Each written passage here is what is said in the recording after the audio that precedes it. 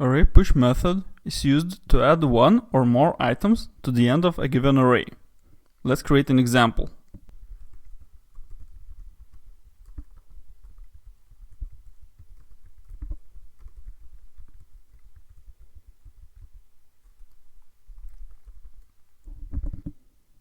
I have created an array with 3 names.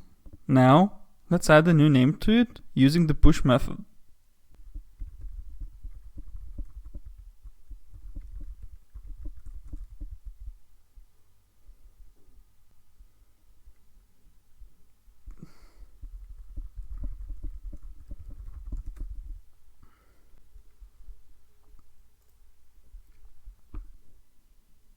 Our array now has 4 items, because push method added a new item to the end of our array.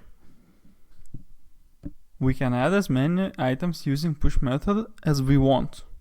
Let's add a few more names.